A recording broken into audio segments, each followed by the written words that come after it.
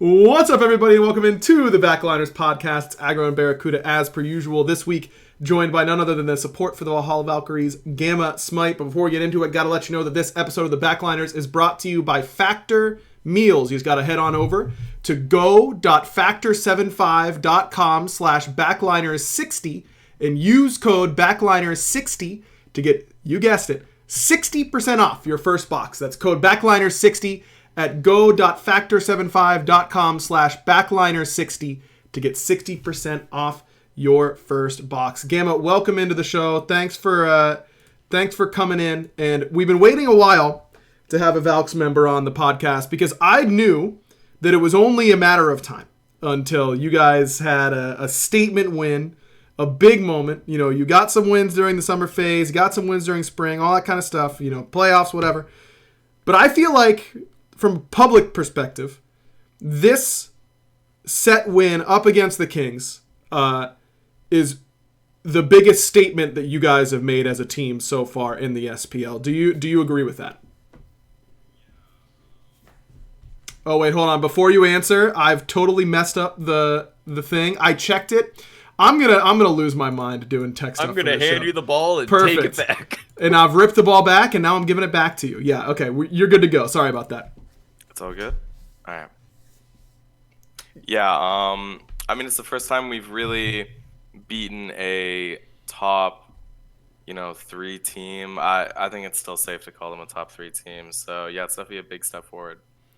I mean, I was joking with you right beforehand that Kierme had the big pop off, the desk slam, all that kind of stuff. But I imagine that this, coming out of the bye week, setting up only a few weeks up until qualifiers, still looks, like you guys have a chance to not have to play in those because I believe top 6 go through automatically. So how good did this win feel in comparison to the rest that you've had? Well, I'm still kind of coming over COVID. You can maybe tell by my voice a little bit, but so I wasn't in studio, and generally when I'm in studio, I'm one to get pretty hype and excited. So being alone at home is a little it must have been really anticlimactic. Yeah, a little bit anticlimactic because I was still getting excited and popping off a little bit, but everyone immediately throws down their headsets and I'm like, yeah, just by myself, right? So in the walls. Let's go. Just run around the house all by yourself. That's a little unlucky, but maybe it's now, like, all I'm saying is if you're back in studio next week, which I hope you are. I should be, yeah. But then you guys lose. There should probably be some type of conversation about whether or not you guys. Why would you do that, Aggro? Why would you? Well, I'm just saying that we should.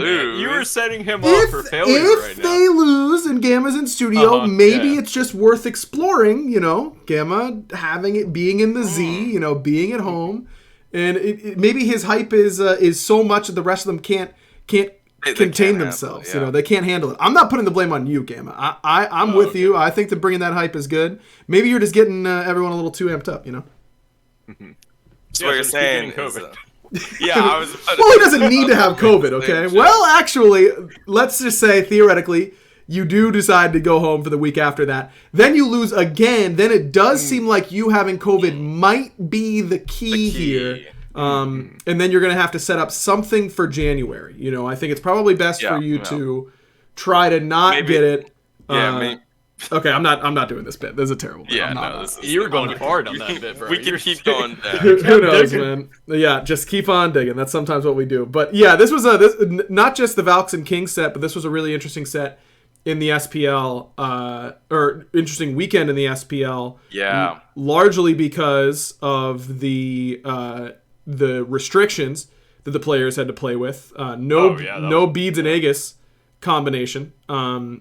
Obviously unfortunate and not something that we want to see happen, like some rules in place because of bugs and all that kind of stuff. But did want to get your thoughts on it. Barrow, we can start with you on what this weekend felt like, because I saw a lot of conversation from Mifflin tweeting about it and various pros and a lot of threads and the subreddits and all that kind of stuff, like how different the game felt to watch without carries or anybody being able to go beads aegis. How did it feel from your perspective, Barry? I was pretty nervous initially because I was like, I've been playing this game for so long, I will auto-buy Beats Aegis, and then I will get DQ'd, which was my initial thought, because, like, I don't know, I was just really worried about it, because I just auto-buy it at 12. Like, unless, like, they have a comp you really need shell into, I just auto-buy Aegis. So I was worried about it from that perspective, but I do think it changes drafting a fair bit, and what gods are good. And which I don't know if I per se like it more than normal Smite, but it is completely different not having Aegis into a lot of comps.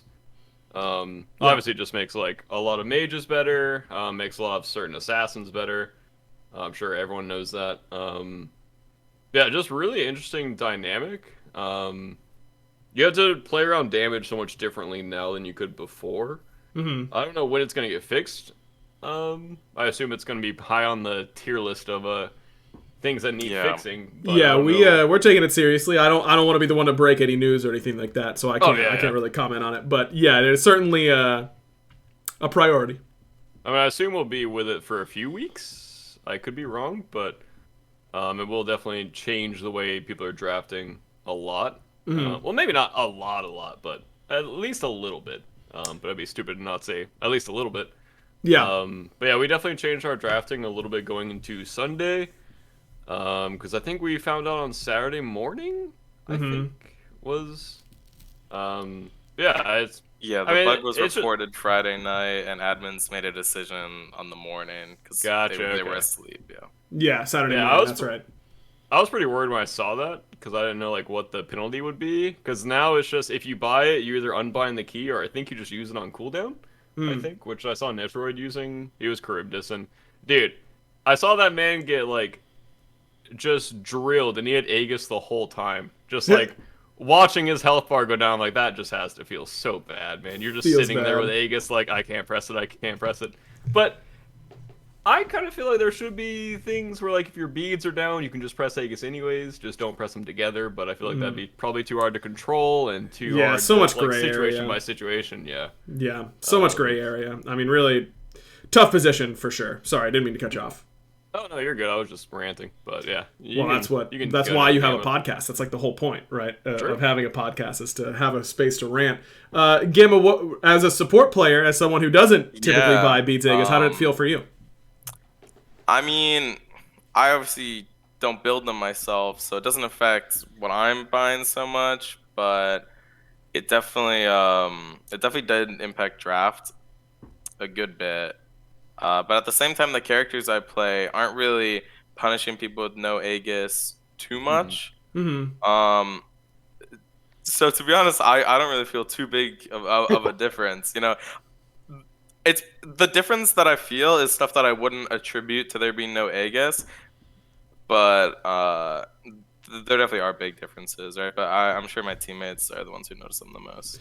Yeah. I mean, Barry, you mentioned the draft, and Gamma, you did as well. I mean, Susano and Poseidon, two gods who you need Aegis against, certainly performed quite well. But as Sharks pointed out in the chat, and Susano and Poseidon are two picks that have been viable for a little bit, and they just became more viable with the situation. So what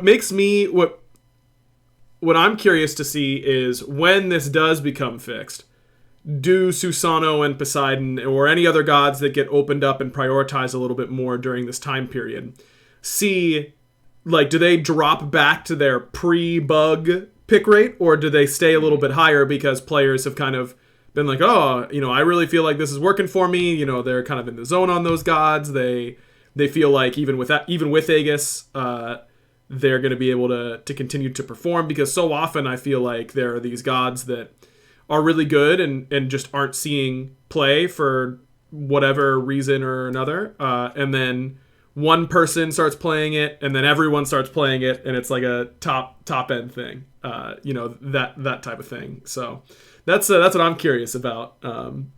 Gamma, any or go ahead, Barry.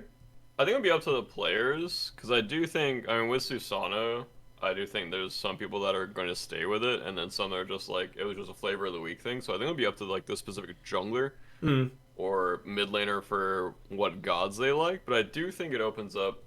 I don't want to say I like Smite more without Aegis, but I think I might. Yeah, I've heard that take a lot. It changes the dynamic so much. And I think that that's it, personally, is that I think that it just is something different. And yeah, that I don't think that without any type of like design thoughts or this has nothing to do with any of our future plans or anything like that. Just from me as a player perspective, do I think that the game is more fun without Aegis? No. I personally don't think that. Do I think that it sounds fun to have to change a core tenet of the game and try and figure out what that does to everything else in the game because this pillar of the game has been changed? Yeah, that sounds fun. That sounds really exciting and different. And so I think that it could have been any core pillar, whether it's, a relic combination or, any number of things. If you got your ultimate at level 7 instead of level 5, like, I think that there would be a subsect of players that are like, yeah, this actually is way better, and I'm really enjoying this. And I think that it's just that revitalization. And that is fair. That at least that's my opinion. It certainly could be differently. Gamma, how do you feel about it? I have a couple opinions about this.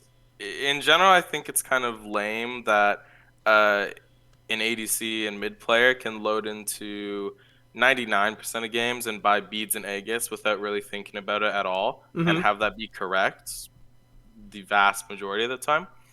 So I think it would be a really interesting direction to have alternative relics that are geared towards carry players that can benefit them in different ways, and then maybe tone back aegis. I think with how much CC in the game, beads is a necessary thing to have for every carry to buy, but I think that second slot could be freed up a lot if we just added some more tools to experiment with. Yeah, I generally agree with that. I agree with your take on beads as something that I believe we've talked about on the podcast before, but we have. Beads is the Flash of Smite, right? Like, yeah. Flash is 100% pick rate in League, not really 100 because of some weird champs, but near 100%. It is built into how the game is going to be played at a high level. The same can be said for beads. And I don't personally view that as a huge issue. It's just how it is. I do agree that Aegis is the one that is not as core, and that there are probably some types of alternatives that are possible. And I don't think it's any. The design team, we pay close attention to what people are talking about and what's happening, at all levels of play. And I'm not breaking any ground by saying that this certainly sparked some conversation for us, and I'm excited to see like what ends up coming of it, if anything does. But it is a cool. Again, I would never prefer to have something like this affect pro play. I think. Especially on the morning before people play. Especially on the morning before. Yeah, that's certainly suboptimal. But, I think that it's a credit to the admins as well as the pros for not freaking out and just, being good professionals about it and just kind of taking it and running with it. And it's turned into like an interesting experiment that we got to see play out at a high level with stakes, which is cool and not super common. So also making lemonade out of the lemons, Yeah, I wanted to say I'm happy that the esports team decided to announce it and tell the community that it was happening. Because initially they weren't going to, and we were just going to have to not buy beads and aegis, which was really awkward. Yes. I think that was the wrong route to go down, but I'm glad that they changed their mind and announced it. That way, the pros aren't getting flack and fans aren't confused. Like, oh yeah, why doesn't he have aegis and a Vulcan? Why is he just getting hit by Vulcan? Right. Yeah, just quick note. Happy yeah, they did that. Yeah, I think that was the right call for sure. But, hopefully it'll be fixed nice and soon, and we can go back to beads and aegis all the time for backliners. Am I right, fellas? Okay. Before we get into any other individual sets, the big news of the week outside of this weekend of play was that the Scarabs were once again robbed. Their house was robbed by the Tartarus Titans. They broke in. They stole a human being out of the house, and it was this time around Slaney, the coach for the Scarabs, now for the Titans. Barra? Chad was telling me this is their 4th member they have taken out of the Scarabs' house onto the Titans. Yeah. That's a lot of bugs on the Titans. They're majority Scarabs now. Yeah, yes. they are. Which is really, really crazy funny to think about. Yeah, it really is. 4 because there's 6 potential spots, right? Wow, that is actually wild when you think about it. Just Aurora and Paul, the only 2 initial Titans members. Gamma, we'll start with you. What was your initial reaction when you heard this was going down?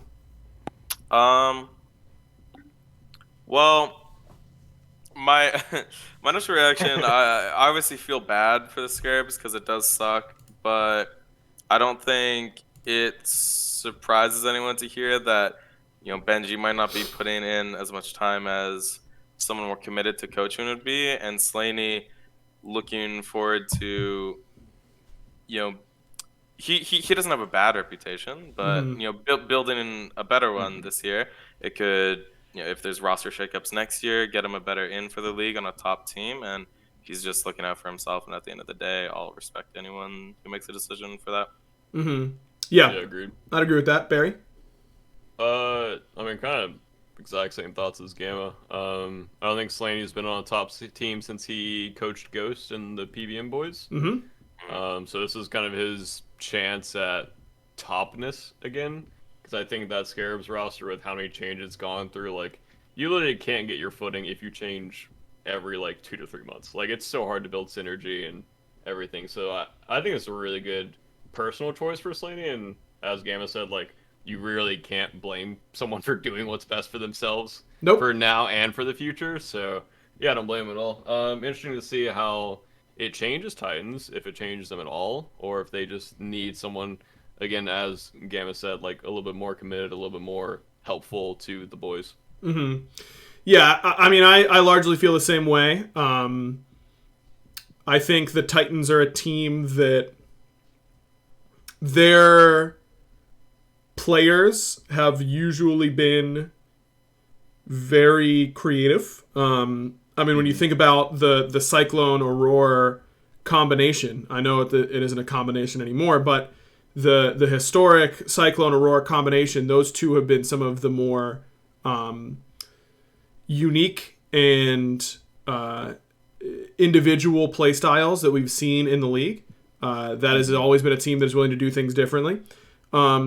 They aren't a team, that core was not one that did not want to be coached or anything like that. I think that there are players in the league that don't really, they're not anti-coach or anything like that, but they're close at times, Not calling them out names specifically. in mind. Right. Yeah, no one particularly in mind, Okay. but Okay. I There are just some want to players aggro out real there. quick there. So we're sticking with being non-controversial then, okay. Yeah. I have a funny story about anyway. controversy, but that's for right after this topic, Gamma. I'm sure you know where I'm going with that. Oh no. So there are players that are like that. For as few coaches as Aurora and Cyclone have had, I don't think that they were a part of that crew, because when you look at their World Championship run in Season 5, that was coached by Kabam, and I consider Kabam to be one of, if not the best coaches that the SPL has seen. So we know that they are open to that, but in the last few years, I think they had Oceans as a coach for a little bit last year. They have Benji as the coach this year. Like Gamma said, I don't think it's surprising anybody that Benji in particular, for my money, the greatest solo laner to ever play, not known for his time outside of SPL that he's dumping into the game. Well, he is known for it, just known that he did the least of it out of anybody ever.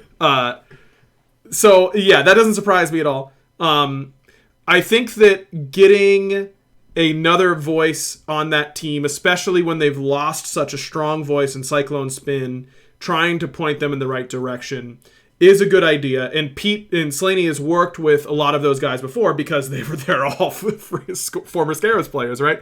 So it does make some sense. But at the same time, like you said, Barra, and Gamma did as well, Slaney hasn't been on a particularly successful team in some time. So who knows how much of a difference it's really going to make. I respect the Titans for trying to continue to improve even this late in the season and identifying a weakness and trying to patch it up.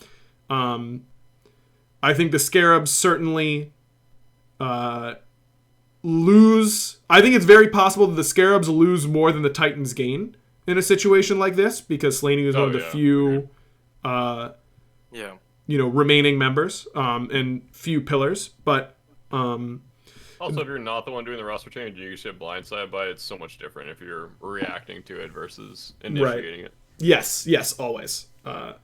So, hope the Scarabs can piece it together. And, I think that they have looked... I thought they looked better right before the bye. I think they had a pretty rough weekend this weekend. But, I'm sure actually, Go ahead. Their Dragon set wasn't bad, if I remember correctly. Yeah, their game 2, I think they should have won. Up I against the Dragons. They had a little bit of an into that stopped them there. But, yeah, you're right. They had one of their 4 games this weekend. I thought they had one that they looked pretty good. It was against the Dragons team that looks good. But, 1 out of 4 is going to cut it as we get towards the edge. So hopefully the Scarabs are able to turn it around. And the good news is, as we always say about the SMITE World Championship, it only takes one good weekend. Once you're there. So hopefully that's what'll happen.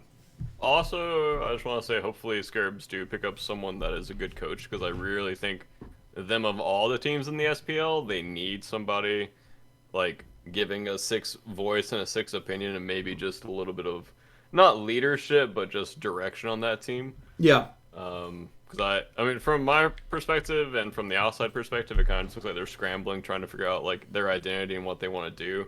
Which also, I mean, their duo lane's like relatively new. I think my chat said has been on the team since like mid-July, and Scary, and I think Bronick had been on it. Well, Bronick obviously, but I think Scary's been on it all year. Yep. So yeah, I don't know. They just need a bit of direction. I do think that team will be good eventually, but I don't think it will be this split.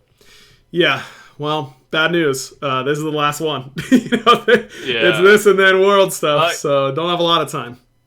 Like, in my opinion, I think they're, like, secured 8th, and then with the Valks win over Kings, I think they're, like, our biggest opponent right now. Yeah. We're definitely, the 6 is a little bit contentious. Mm-hmm. Honestly, okay, with our rise, both of us might get higher than 6. I do feel like both of our teams are on the up and up.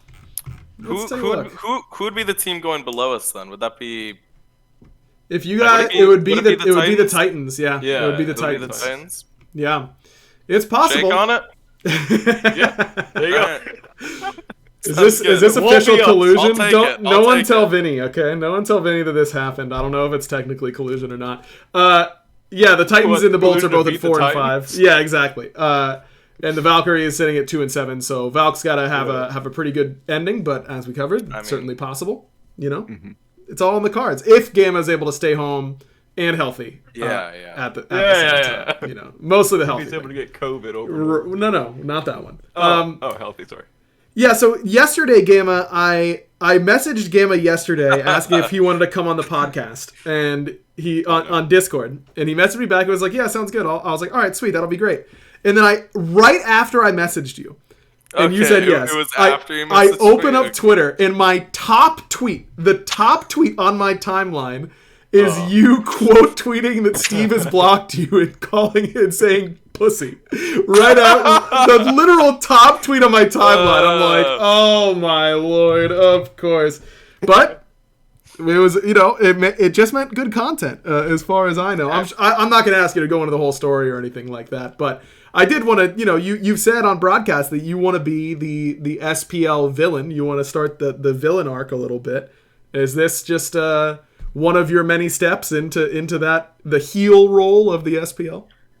I mean, Zapman's a guy who likes to dish it out a lot, right? But a little spam taunting, I guess, was too much for him. So sometimes it's that day. Gamma is 100% correct here. The amount of times I've been spam taunted by that duo lane together, is a lot. Yeah, I missed 2 auto attacks from Ronnie spam taunting me, bro. Ronnie has always been a spam taunter, even in the SCC. In our set against him this weekend, I tried to blink Cabalt Panatom, and the thing happened where he took the damage, but he Susano dashed right through it. Mm-hmm. And Rangi was there, right to the left, clapping and taunting, and so I mean, I pull up to scrims this week. We beat him in the first game, and I'm spam taunting the whole time, and then after the game, he says something along the lines of,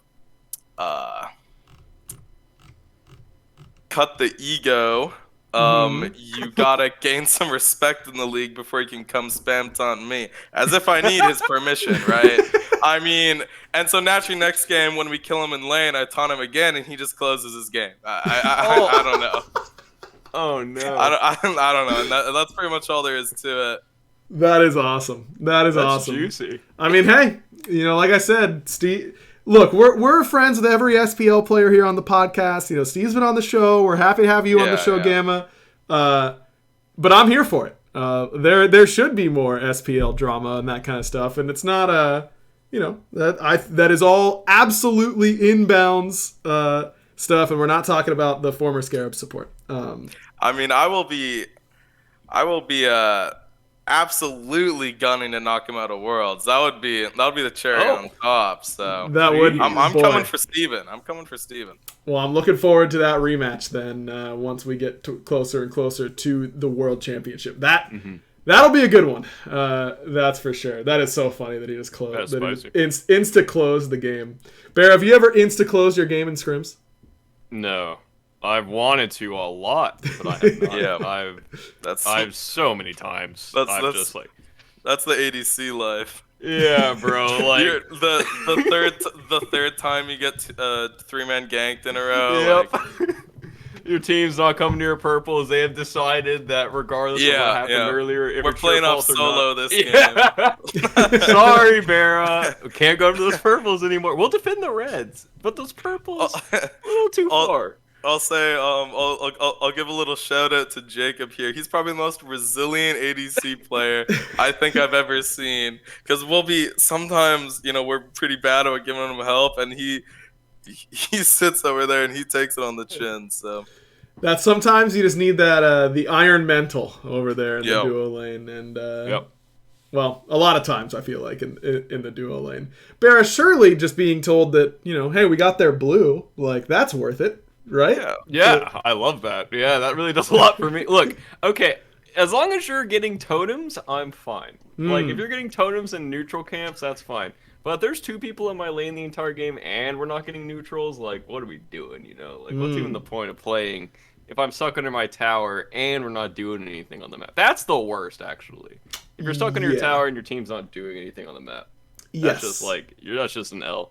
But yeah, I can imagine WoW is, like, the most numb ADC at this point. Like, he doesn't care what happens. He's just there. He's just riding the ride, He's been through the ringer. Yeah. That's, hey, valuable to have over there in the duo lane for sure. Yeah, 100%. Yeah. Did want to talk a little bit about the expanded SPL schedule. I believe the rest of the phase... Yeah, wait, are there only 2 more weeks in the phase? 2 weeks. Yep. Holy cow. That's right. Jam-packed. That's like nothing. Yep. Well, we've got a lot of games. They're going to triple header weekends now, Agar. Can you believe that? Man. Triple headers. Hey, for the caster perspective, Gamma. Yeah, I agree. For the casters, every weekend is a triple header automatically because of SCC. It's a lot. I'm not disagreeing with you. I was actually making more of a joke. Right. How easy No, I know. think we have it sometimes. No, don't put that narrative out there. We have it so difficult. Okay? Well, let's be honest. We play video games. No, it's really Gamma. Please, Gamma. You can't put Well, that hold out on. there, man. Barrett, You can't let them know. all you gotta do is tell everyone that the scrim schedule has gotten so much worse this year. There are aren't there a lot of 11 a.m. scrims this season? Oh, they got us So waking early. up. That is At terrible. 11 on the dot. And when is that going we're not waking until? up 11 to what is the block? 2. Oh my lord! And then sometimes people are double blocking. We right? double blocked today, man. We have a double block tomorrow. Oh goodness, what's even the point, man? How do you guys do it? Wow, just too much practice. Just unbelievable. I'm making fun of you guys, and I'm wearing a wrist brace because I've been doing too much stuff on my computer, and I'm old, and I think that I have carpal tunnel or something like that. And dude, it is so annoying. I have so much stuff to type up, and I just took a break from it for a couple hours because what do you do when your wrist just starts hurting all the time? Getting old is it's just ridiculous at this point. No one should have to get old. It's just nonsense. Anyways, with only 2 weeks left, that means triple headers on Saturdays and Sundays, but games also on Thursdays as well as Fridays. So that makes what? 4, 8, and then 3 each on Saturday and Sunday. So, I mean, we got a lot of SPL coming. 14 games of sets of SPL every week. Is that math right? Yep. Yeah. I'm not sure, yeah. Yeah, 6 + 8. Yeah, that'll do it. What do you this week? I guess we could just go because every game, particularly for both of your teams, matters so much. Trying to battle for that 6th spot.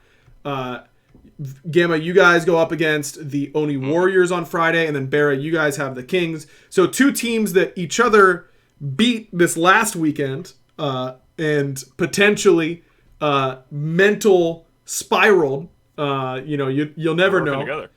Working together, just as previously said. Climb the ladder. The Warriors looking so unbeatable against everybody except the Bolts, it feels like. You guys just have their number.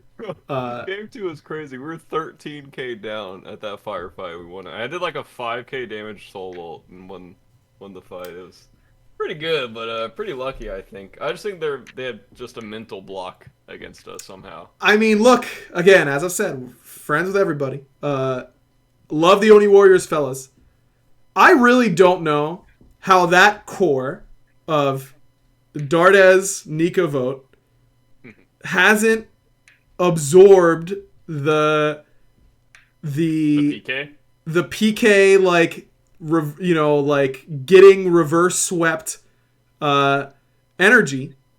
I feel like so many players and so many cores, and it's a testament to how likable those guys are, that I feel like if, Barra, let's just say your team got reverse swept back-to-back years, every Reddit thread would have you guys as chokers that you lost. Every single one. And I don't see it for the Warriors, which is always a little bit surprising to me. But so I think that they're, until they are able to have the mental fortitude to get there and finish a big world set and that kind of stuff, that question's always going to linger in the back of my mind, at the very least. Yeah. Once that game 1 happened, I was like, oh no, something's happening. And then the game 2 happened, and for the majority of game 2, I was like, oh no, we're gonna lose this set. Things weren't clicking, and we were just not doing good map plays, and we were just responding and not really doing anything. Then the firefight started happening, and I was like, wait, these are actually winnable somehow. This is crazy. And then game 3 happened, we just stomped them, so that was nice. It's always nice to have a clean game as a bottom team, because I do think we are a bottom team right now. So having those clean games really gives the team a lot of confidence.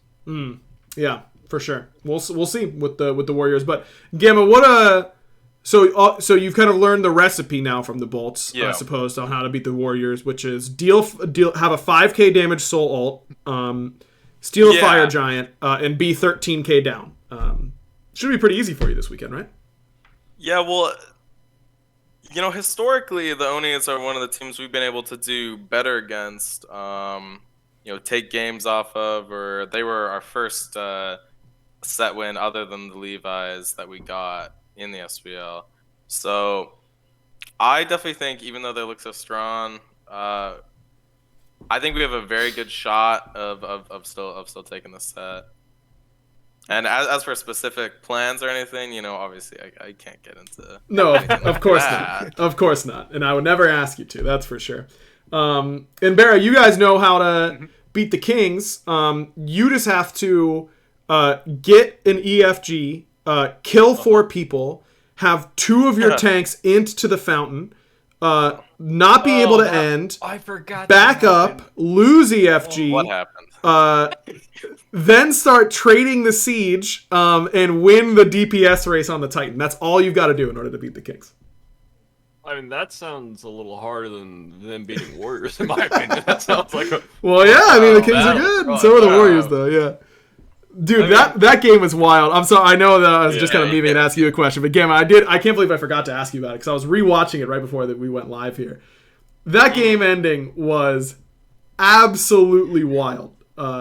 But you guys kind of were going off for the vast majority of that game. I thought that you looked really good during that set in particular. Aqua, by the way. Yeah, Aqua was going absolutely crazy. Bro, absolutely crazy. He might have the best rotations in solo right now, no troll. Like, he is, every time you guys are semi-losing a fight, I don't know if it's planned, but, like, that man is always showing up.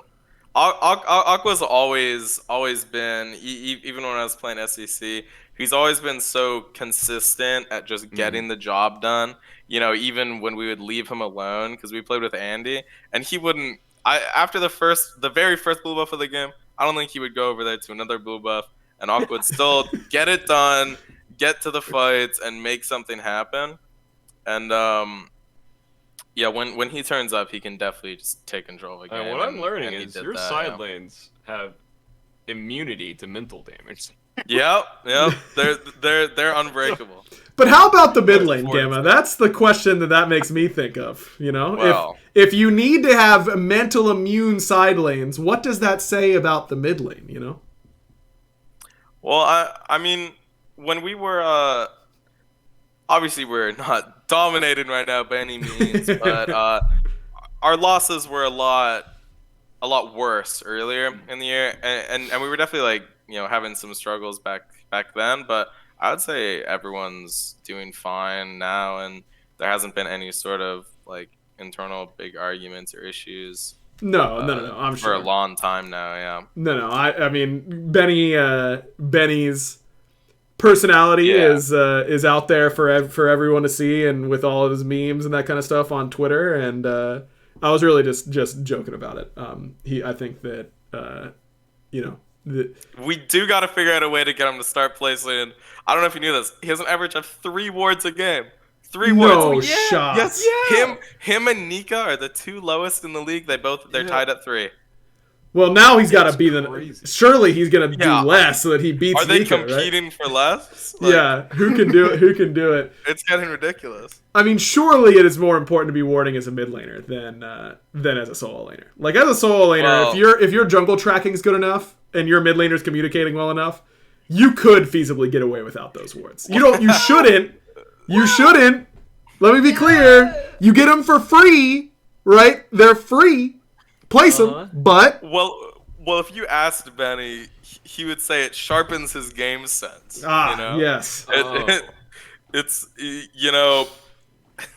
it makes him better to not have wards, actually, so...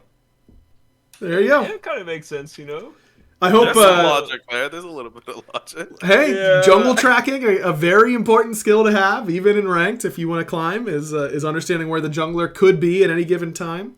Yeah. I would not recommend doing it in SPL, challenging yourself in that way. But that's sometimes how it's got to be. I suppose. Yeah, going back to that game 3 against the Kings, though, Gamma, what a... Yeah. Talk me through that whole end game, because it looked like it was over, like, yeah, easily. Well, obviously there was some mistakes made, right? Let's get that out of the way. Let's get that out of the way right now.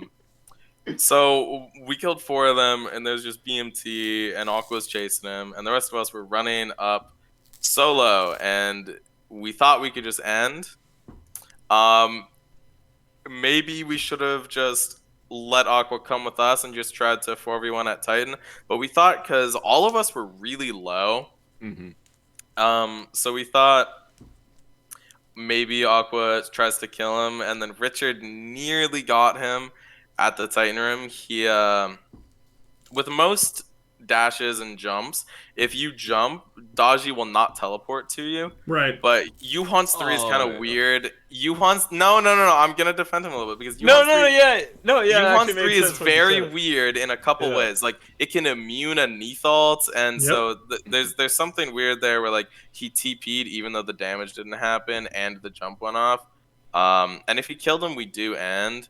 And then me dying right after that was just, I was just like, I saw blood. I was like, oh, we can win. You know, wishful thinking, call it. I don't know. But I just ran in there and just threw my life away. And that's, yeah. That's what you got to do. It was just a whole bunch of mistakes. In the cam, you can see Wowie, like, kind of like shake his head and, like, you know, all that kind of stuff. Did you guys think, like, oh man, we totally beefed it, like we lost? Well, I remember right after, I think I said, well, you want to look for the back door? Because we knew they were going to get EFG, but they were pretty scared of the back door, so they were just staying, like, on their side of the map, and we were, like, hiding in their jungle looking for a pick and stuff. And I think we played the end, like, really well in order to, like, pressure them in their base and not let them be the aggressors, and we just ended up winning the team fight. And, well, there was someone split pushing, so it wasn't really an even team fight, but we managed to get it done quick enough to win the base race. So, any could you give me your honest confidence level that you were going to kill Titan before Netrioid did? Like, pretty sure, 100%, not sure at all. I had zero idea. I was running in there blind faith that we would win the base race, because, you know, at the end of the day, if we lose it, you know, what am I gonna do about it after, right? You know, you either go for it full confidence, or, you know, it ends up hurting you that you didn't. Yep. Hey, always prefer to lose being on the offensive than being on the defensive. So I'm a fan of it. I'm glad it worked out. It was an entertaining end for sure. As we're coming to the end of this very entertaining podcast that everyone loves much. Wow. League Worlds did happen this last weekend. Gamma, I know you were watching. Bear, I don't know if you got a chance to watch the games at all of the finals. Did you watch? I watched 3 of them, and then I kind of knew that T1 was going to lose, and then I would sleep. Holy crap, this guy's an alpha male. You called it after game 3. Yeah, I called it. I could see it. I was just like, yeah. Unbelievable. You saw it in their faces, yeah. You could just tell. Gamma, what I guess we should try and keep this at least somewhat SMITE related. Yeah. My thought isn't necessarily on the finals, actually on the semifinals, but for the finals themselves, and just watching League, like Worlds and all that kind of stuff, do you feel like you learn anything by watching these other teams in a different MOBA that you can apply to your games in the SPL at all? Well, I don't really understand League at a super high level. I know what's going on, but I'm sure there's a million things I'll miss. There are some things that I pick up and I think, oh, wouldn't it be cool if you could try doing something similar to that in SMITE on, like, a macro level. Mm-hmm. But nothing that I remember just jumping out in League Worlds this year. I mean, it was ups and downs all over the place. I was getting hype. Dude, I couldn't believe all the Yeah. objective steals and all that kind of stuff. When he came and stole the second Baron I was so excited because I thought they had it. I thought they had that Baron and they were gonna win. Yeah. But he stole the second one, and that was just ridiculous. Yeah, Guma had such a good objective set. Yeah. Thought he was not as good as he had been previously. I thought T1's bot lane was a little weaker than I expected. But man, I couldn't believe how hard Zeus got gapped topside. Yeah. King was just so crazy. The one thing that I was going to say was not in T1's final, but in the semifinal that they had, was that against JDG, I think? Are you talking about T1 or DRX? Yeah, T1 semifinal. Played JDG. Yeah, so T1, they 3-1'd JDG in the semifinals. In game 1, T1 was getting these really good picks. They had this pick-centric comp. They would sometimes get a kill for one flash and an ultimate, or 2 kills for a couple flashes and a couple ultimates. And then JDG would just win these 3v5 fights or 4v5 fights over and over and over again. And I feel like when I played, that is that is one of the hardest things to overcome mentally, is you feel like you're doing all these things right, and then you still, why can't we just win this fight that we're favored in? That's the most annoying way to lose, in my opinion. Yeah. And I thought that T1 might be host after that game 1, just because that type of game is so mentally draining. And I was just so unbelievably impressed with their adjustment in game plan, because right after that, they started picking the Rise for Faker. But the big thing was that their macro game plan just so clearly became, you guys are better at team fighting than us, and that's fine with us. We aren't going to team fight. They didn't team fight them a single time for 2 games straight after that, and just annihilated them by playing the map a lot better and just playing away from the strengths of JDG. And I thought that was such an impressive showing of being able to adjust your game plan, knowing how to execute on a completely different play style. And because League is such a slower game and such a bigger map, you can do things like that more easily than you can in Smite. But I think that, it's not about, we should play the map like T1 plays their map, in my opinion. It's look at how T1 identified what JDG is better than them at doing, and just picked a strategy and committed to a strategy that completely circumvents that strength. Just doesn't play on that axis at all. Obviously, that is unbelievably difficult to do, and I don't think that every team, even in League, with all the money and the resources and the practice time in the world, are able to do. But I don't know. I thought that was something that is transferable, MOBA to MOBA. It was that type of adjustment from them. Yeah, it'd be cool if you could split push better in Smite. Actually, probably not.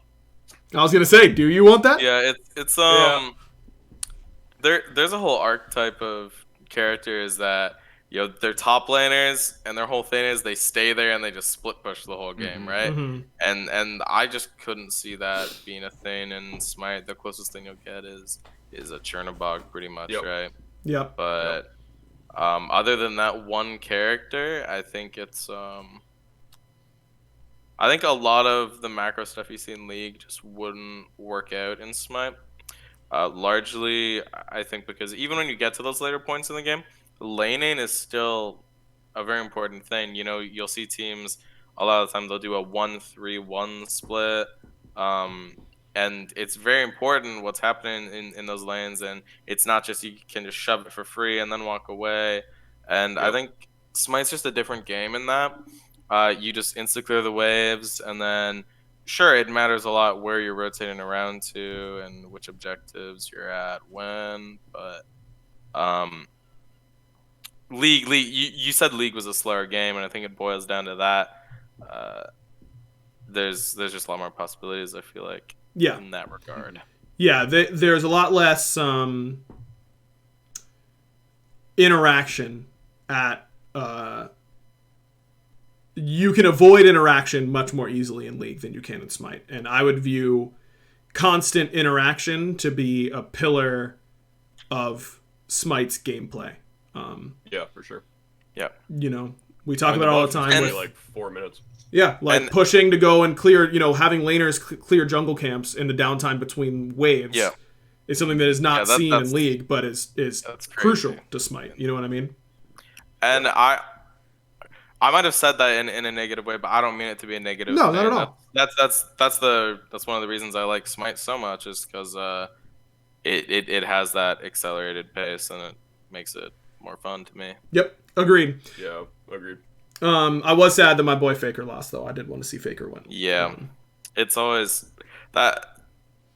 One of my favorite parts about watching other esports or esports in general is seeing the emotion from players. Like you know, a lot of the greatest moments in Smite, right? I just remember a bunch of Kiva Fred pop-offs, because I feel like there's not many players in Smite that pop off that hard. You know, Adaptin popped off, you know, that whole team, like, or I guess just Raffer as well. Yeah. And then seeing, whether it's winning or losing, just seeing the emotion, it really reflects the passion, and it's like inspiring and motivating in a way to improve myself. And yeah, that's I'm kind of rambling, but you get the idea. Again, that's the whole point of podcasts.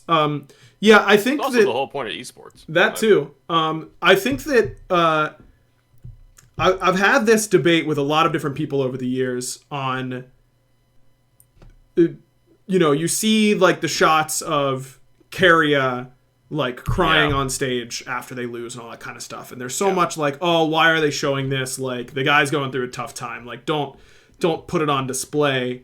But I disagree so wholeheartedly, because it's not coming from a place of cruelty. I think it is coming from a place of, this is what it means to these people.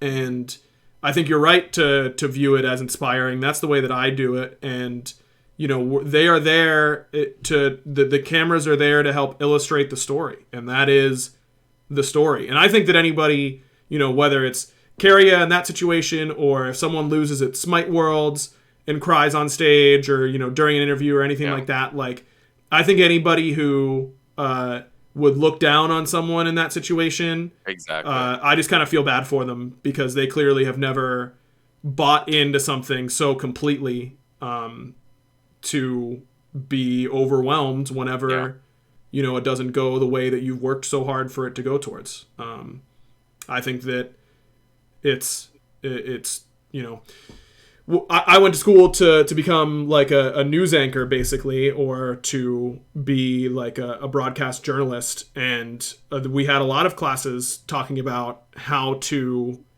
you go and do an interview with someone whose house just burned down, and like all that kind of stuff. Yeah. And so many people say that these things are really cruel.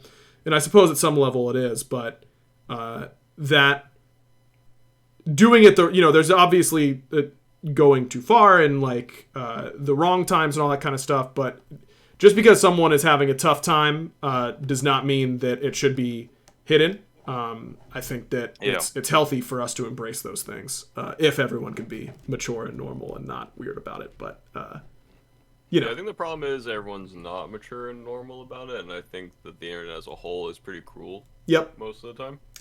So true.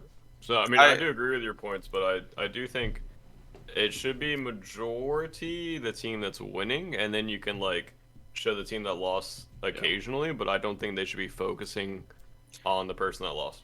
Yeah. I will say,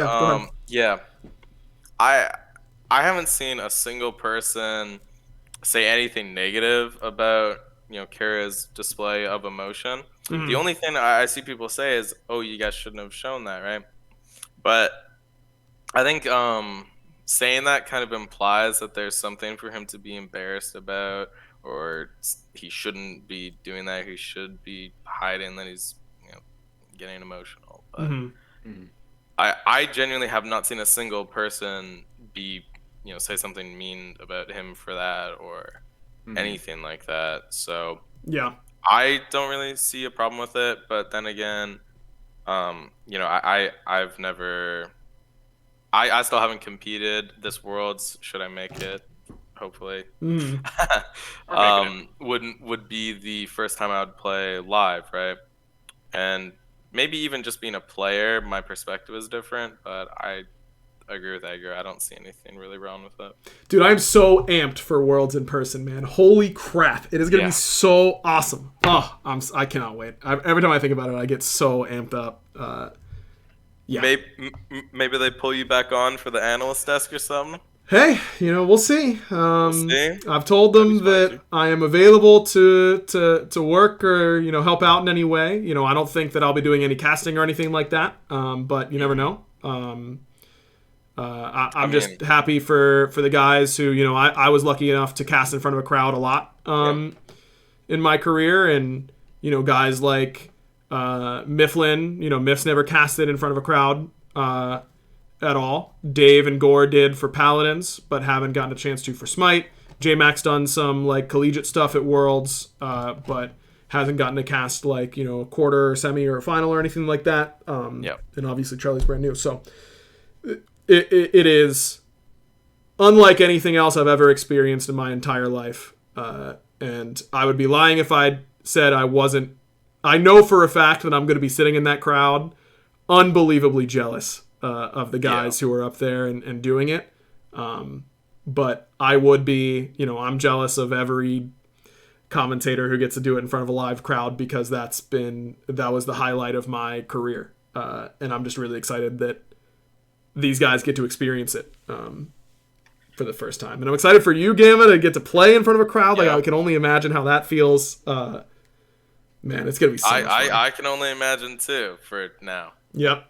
It's going to be great. You'll be there, I believe. All right, it's time to go to our random questions of the week. Of course, we get these from our Patreon Discord. If you want to submit your question or talk with us, talk with our community, all that kind of stuff, patreon.com/backliners is the place to go to get the link and subscribe there. We had one. This was from... Let's see. Oh, maybe this was just in our conversation in our post-podcast hangout from last week, but I remember this came up. What a dark way to end this show, although we got more questions after this. What famous person's death made you the saddest? I remember us talking about this last week. Go ahead, Barry. That one's pretty easy for me. Lead singer Linkin Park. Yep. I think that... that one definitely. Mike, I wasn't a huge Linkin Park fan, so I feel bad that I didn't remember. I don't remember his name, but Chester. That's Chester, right? Yeah. Not Mike. I don't know. I'm trolling. Yeah, Mike's a rapper guy. Right. Yeah, I just astronomically huge Linkin Park fan growing up, and I didn't really understand the lyrics of Linkin Park songs growing up, because I was just more of oh, this sounds cool. I like the way that this sounds, and it, I don't know, it's just good. And then knowing all the troubles he went through growing up and the true, I guess, meaning and the lyrics of the songs really changed everything, especially as someone who struggles constantly with depression, knowing the lyrics of the songs and just, like I said, everything that he was going through behind the scenes, and just kind of knowing that, money, fame, love from fans, all that stuff's not enough for some people. It's a very scary thought. And just the fact that people go through experiences that painful and can't win is terrifying to me, so that his death really, hit a chord with me. Yeah. I think that's a good answer. One of mine, I had two that instantly came to mind. One of mine is very similar to that, and Robin Williams. Just such an awesome dude, and really enjoyed his work, and same sort of story. And then I gotta shout out the boy Steve Irwin. Oh yeah. That one was I was a lot younger, but it was it just came as such a surprise, and that was someone that my family and I used to watch all the time and all that kind of stuff. So, I remember that one making me pretty sad. That was not ideal for us. Gamma, how about for you? It kind of is making me feel a little bad, but I kind of can't think of anyone. That's totally fine. Fair. A lot of people, like my wife, before, like when we first started dating, she literally, and it's not like she knows a bunch of them now, but like she could not name a single actor, actress, like celebrity, like, you know, she had shows she watched and she liked that one guy, but she doesn't know anything, you know, she doesn't know his name or anything like that. So I mean, that's all good. Yeah, I'll like know actors and stuff, and to be honest, up until now, I always thought Linkin Park was the name of a guy. I never knew it was the band. Maybe I'm a little clueless, right? But I love that guy, Linkin. You know, Linkin Park. That is so funny. Holy crap! I always thought that. Two sides of the coin right here, baby. Yeah. Oh man, that is really funny though. That is so. Oh my god, I've got a million ideas of how to Poor use Lincoln, that. man. Poor old Lincoln, dude. Can't catch a break. That is hilarious. I'm sure as time goes on, some like celebrities who I, have followed their work for longer and stuff, I'll be impacted at some point. As of right now, there's not really been one that I think I've been too attached to where. Yeah. Fair enough. Well, that's fair. Armanius asks, I am well known for caring way too much about way too little. That is a good way to put it, and that is true. What's something that you couldn't bring yourself to care about even if you tried? Can I answer for you? Sure. A billionaire's happiness. Oh, yeah. Well, no, I care a lot. I think they shouldn't have any. Oh, that's fair. That's fair. Yeah, I feel very strongly that they shouldn't be able to find any at all. And that's why I'm so happy that Elon Musk is so clearly an unhappy person. What an absolute moron that guy is. Holy crap. I could go on. I could do 3 hours of just talking about how pathetic his life is. Opposite. Yeah, opposite. What can you not care what about? could I not care about even if I tried? I don't know. That's a tough one. Does anything come to mind for either of you guys of things that someone starts talking about something and you're just like, I just don't care, man. Like I just can't be asked. Most drama, I'll find it's interesting for like 5 seconds, and I'm just like, ICBA. Like I just don't care anymore. It's just exhausting after a while. Like talking like real life drama, like there's always gonna be internet drama and whatever. But like I'd say like live stream fail, like the Mizkif drama and all that stuff, like I just don't care. Like I genuinely don't. Like they have enough money to do whatever they want, and then they're just like doing all these crazy things for more views, and it's just that's so not something I'm okay with, I guess. It's just I don't know. Yep. Like I just don't like those personality types, I guess. Fair enough. Gamma, anything like that for you? Yeah, I guess there's probably a bunch of things that I couldn't care about if I tried, but those Apparently things celebrities. yeah, I was actually about to say like people who are super fans of celebrities and they get like really into, they follow all their relationships and stuff and personal lives. I don't think I would ever be able to get that invested into someone I don't know in that way. Yeah, that's good. That's a good one. There are definitely people who celebrities who I have never met who I keep up with what projects they're working on and that kind of stuff. Yeah, but certainly not enough to care about. If they break up with their fiance, I'm like, oh damn, that sucks. Hope they're good. All right. I totally understand that. There are plenty of celebrities who they come out with new music. I'll just always listen to it, no matter what. But I suppose getting more than that, just I never quite get. Sure, that's fair. I did think of one, but I do want to preface this because this one is maybe a little bit different. I don't think there's a single thing in the entire world that I could, if I knew more about it and someone who was passionate about it, wanted to talk to me about it, I don't think there's anything that I really could not bring myself to care about. Yeah. But for me, as I am now, the world of like fashion does not interest me in any way, shape, or form. It's such a foreign thing, and obviously there are a lot of very,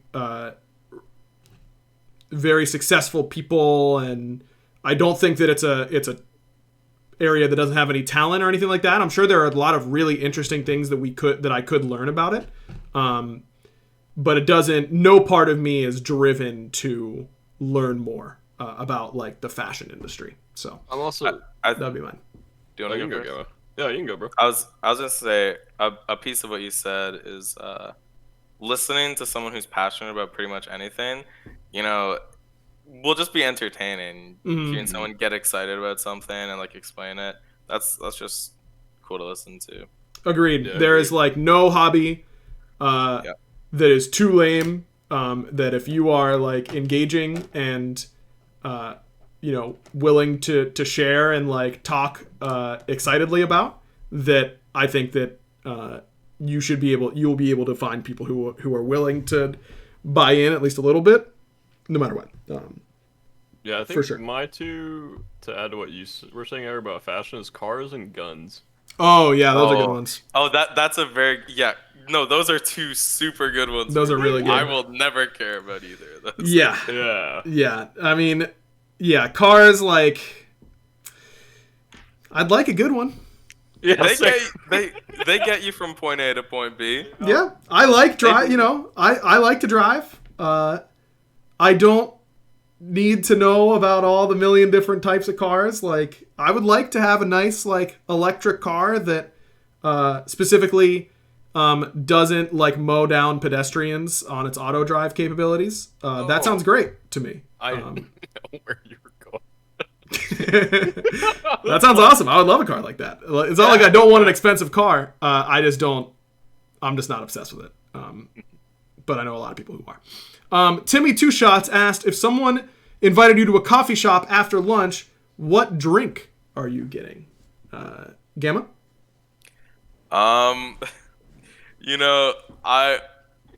I think I've only taken one sip of coffee ever in my whole life. It was during some school trip. We were up in the morning and one of my friends had coffee, and that's if I wanted some, and I tried a sip, and ever since then I've just never tried it again. So I have zero idea. That's fair. Water. Some water. I'm getting water. I'm getting some nice water. Nothing wrong with that. Respectable answer, yeah. Yep. Barry, how about for you? I'm getting something cold, regardless of the temperature outside.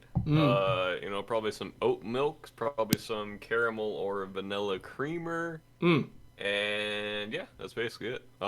What me and Destiny get from Duncan, or what she gets me, is like, it's got like unsweetened vanilla shots in it, and then some oat milk, and I think some like Splenda or whatever this. I think it's like stevia. I think whatever the sweetener is. I can't stand those like fake sugar sweeteners. I feel like they have such a distinct like aftertaste in my mouth that I just can't get over. I wish I could. Sorry. I'm sorry. I didn't. I did the thing where I just like instantly have such a strong reaction. I apologize. I'm with Gamma though. I don't drink coffee. Never have. I've had more than one sip, but never liked coffee. Don't drink like espresso or anything like that. If it's cold outside, catch me slamming a hot chocolate though. Hot chocolate is good. I love hot chocolate. I'll definitely go for a hot chocolate, dude. Gamma, I've got a place with some really good hot chocolate that's local that I can let you know about. Bear, I can tell you too, but yeah, let's go. Me and Gamma are going to get some hot chocolate together. Well, I don't know how cold it gets in the Georgia winters, but I guess it'll get chilly, not cold. You're Canadian, right, Gamma? Well, I was going to say, I'm Canadian, so I'm obliged to be elitist about how cold it gets, Right. Okay, but here's a key for me. If I tell you the temperature in Fahrenheit, are you instantly just like, I don't know what that means? my only reference point is because our thermostat inside was in Fahrenheit, so we would always have it at 72 inside. And other than that, if it strays too far, I'll have no idea. Okay, that Snoopy, one of my good friends, love the guy to death. When he was living here at the United House for SPL, I'd be like, "Yo, Snoops, you want to go golfing? Like, it's gonna be nice. It's gonna be like mid-70s." And without fail, this went on for months. He'd be like, "I don't know what that means," and I'm like, "Dude, I explained it to you the last like 5 times, or whatever."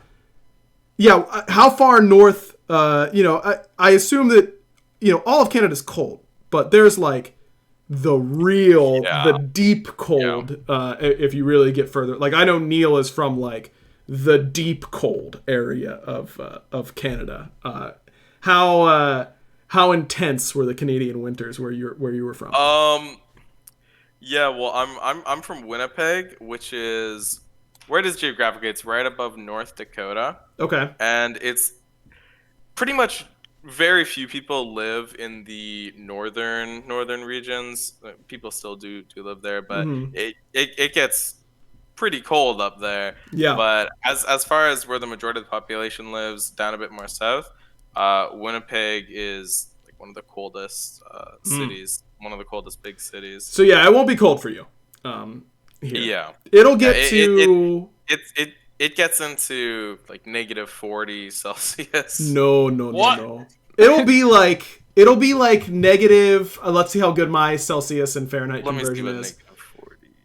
Around here, by like, through Worlds, the worst it'll probably get is no colder than like -5 to negative. It won't get to -10 Celsius here, I don't think, before Worlds. Usually late January, early February is the coldest in my experience here in Georgia. Yep. And sometimes January won't be cold. So. Right. Like I probably will get to golf in December. It'll probably be like high 50s in December most of the time in Fahrenheit. Yeah, I also have a distinct memory from, it would have been some year when I was in middle school. I was watching the SMITE World Championship, and during one of the days, during one of the days, it snowed. Right, and the casters were talking how there had to be some sort of delay. Yep, because I remember that. all the roads were closed, so people couldn't get there on time. So they delayed it so people could get there. Yep, and it turned out, and they showed like some aerial shot, and it turned out to be absolutely like no snow. And ever since then, I've just realized how it just doesn't snow here, which is gonna be weird to be here around Christmas and New Year's time and just see no snow. It's definitely gonna be strange. Georgia's usually good for like one small snow a year. Like we will get like 2 inches of snow in one day, and that will be all of the snow. There will be some freezing rain and that kind of stuff. And the big problem with all southern states is that it's expensive to like keep the preparations for winter weather, to like take care of the roads and that kind of stuff. All the salt and all that kind of stuff. It's expensive to take care of all that. So they just don't. Sure. We don't salt. The roads don't get salted here. So infrastructure does just like fall apart. The other big problem is that it's because the snow will fall and then it will melt and refreeze as a very thin sheet of ice, which is kind of the worst kind of road to have, especially if people aren't used to it and they don't know how to drive on it. Yep. And in Canada, and I'm sure the northern states in the U.S., their special winter tires, you actually get changed every year. Right. They have different grips for, the chains on them slippery. Sometimes if they're really if you're really going to be doing some work, the chained tires, like all that. Yep. I don't miss that type of winter, that's for sure. This winter could do with a little more snow than we get in Georgia, though. I'm still in recovery that he was in middle school while Worlds going on, so I'll be here. Yeah. I remember during season 1 Worlds even. No. I checked the Reddit every day for your guys' SBL games and stuff. That is so funny. That is so funny, dude. That is actually. I glanced over that, Barrett, as my brain like shielded me from that information in order to save myself. And I'm now in recovery mode, bro. Forced to confront it. Good lord. How did this happen to me?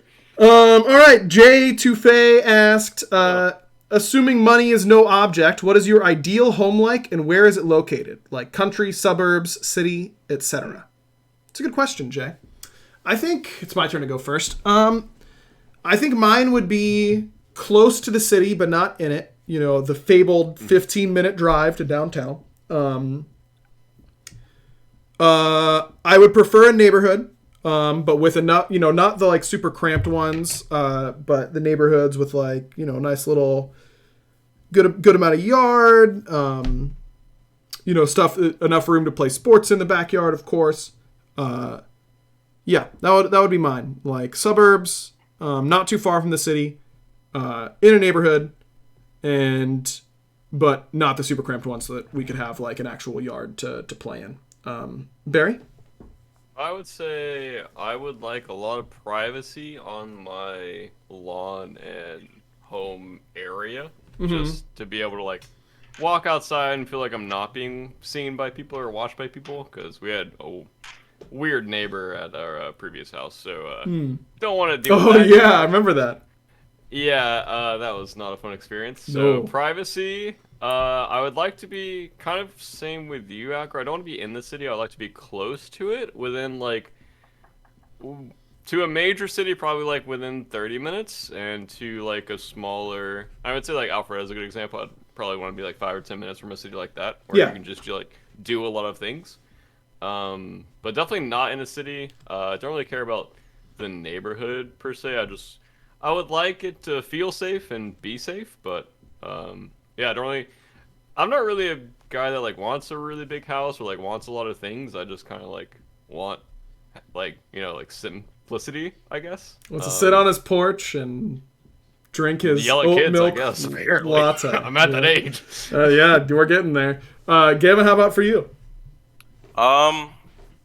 Well, when I was a kid, I would always, I went to New York a bunch, and I always loved that city. But I would think about it, and I would think, man, this is great. Everything here is super cool. But actually living here inside this city would stink. Yeah. So I would want to live, just like you guys said, outside the city, outside of New York somewhere, in some regular neighborhood, probably something similar to the one I grew up in. There's just, you know, houses, you know, you got the grocery store down the street.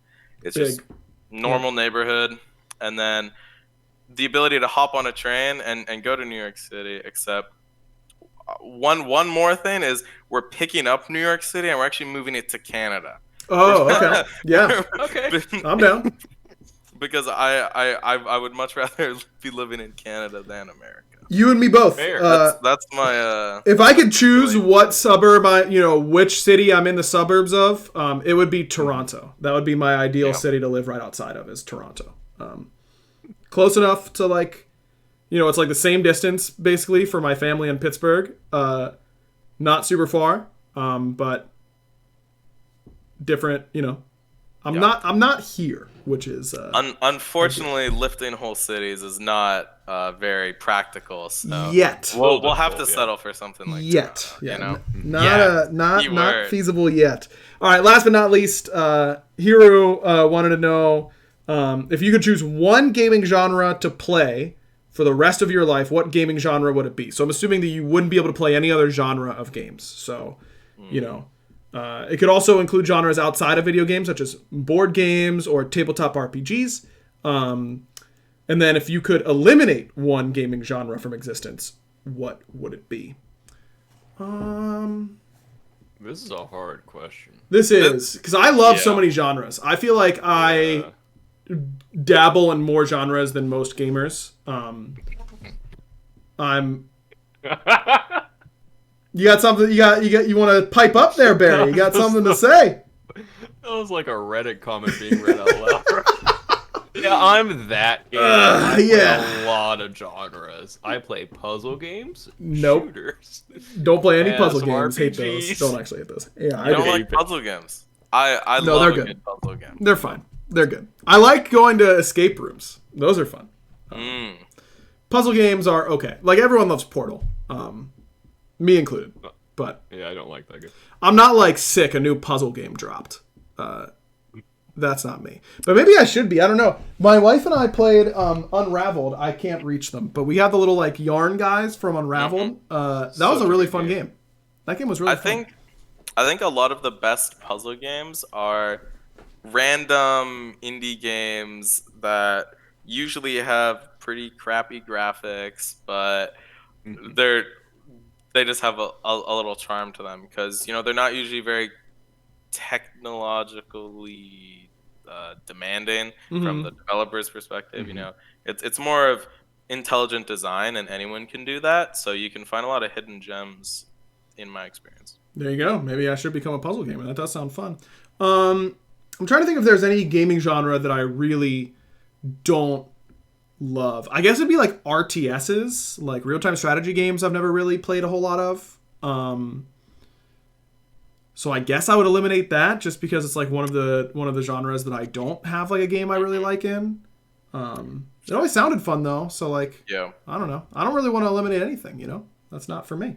For me, it's it is probably shooters. I never played shooters when I was growing up at all. Like I never played any of the Call of Duties. That's anything wild like to that. me. Yeah. When I was a kid, I was playing Roblox and Minecraft, and Wizard 101, and Wizard 101, Of course. and lots of Pokemon. Sure. Played a ton of Pokemon as a kid. You getting the new one comes out in like a week, right? Of course. I'm marking off the days. I'm really excited for it. So It's I gonna be can't good. scream that day, boys. Yeah. Listen. Yep. Maybe one block, just quick 11 a.m. to 2 p.m. Then it's home free. And then Are you getting a Scarlet or Violet? And that's the question I'm sure everyone wants to know. I'm getting Scarlet. Yeah. Okay, I'm a Violet gamer, so we'll get our trade. We'll get our trades. Yeah, I make sure to ask someone I know which one they're getting, and then I get the other one. Yep. Just in case, You have to. All right, Bear. How about you?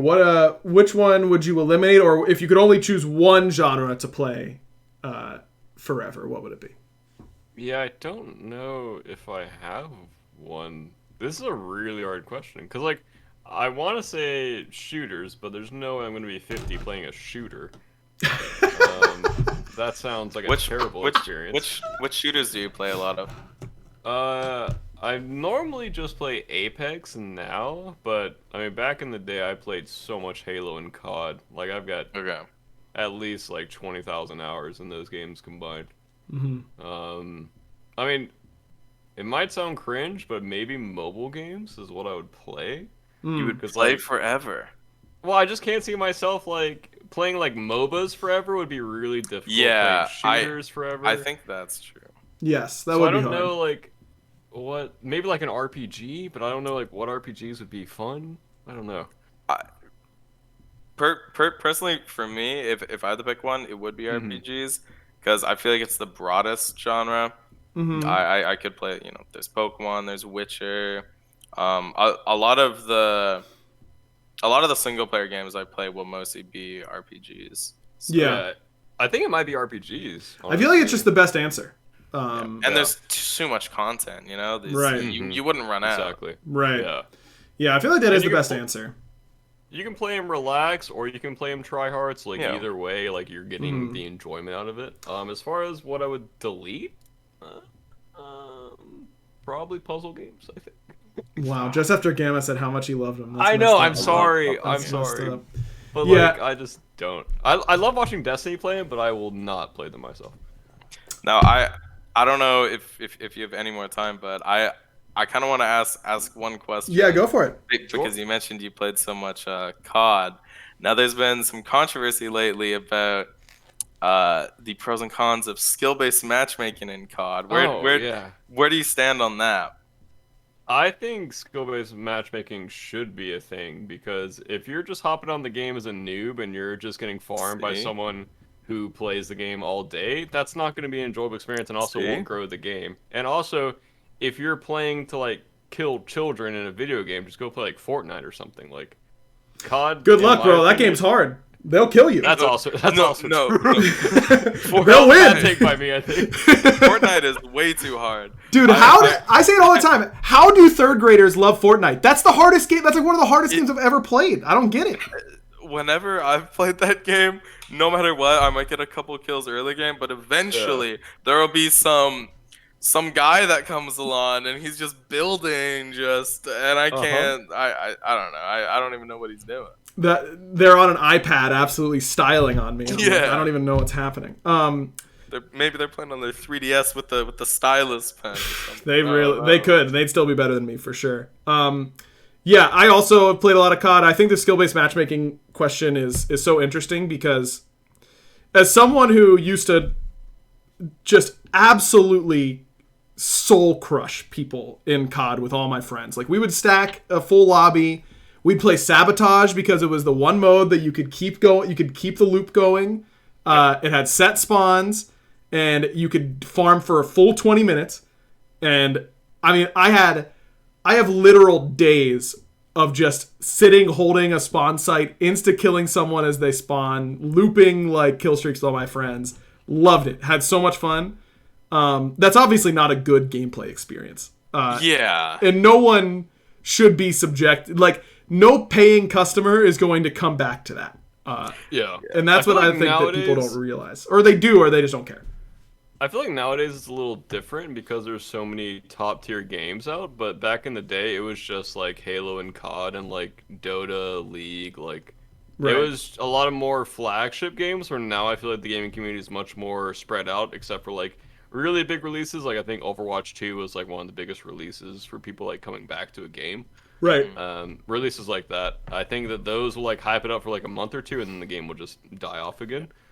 I think it's a bit more, or a bit just different ecosystem wise for gaming now. I mean, I just don't understand. I don't like every game has skill based matchmaking. Every single one. Like, I don't know of a single large scale multiplayer game on the market that doesn't involve skill-based matchmaking, because it just makes so much sense. It is literally, it is only pros. I guess the only con is that you can't, it is much, much harder to have the 100 and 0 games. But that isn't a con, like, that isn't what you should be playing for. Like, it's just not how that works.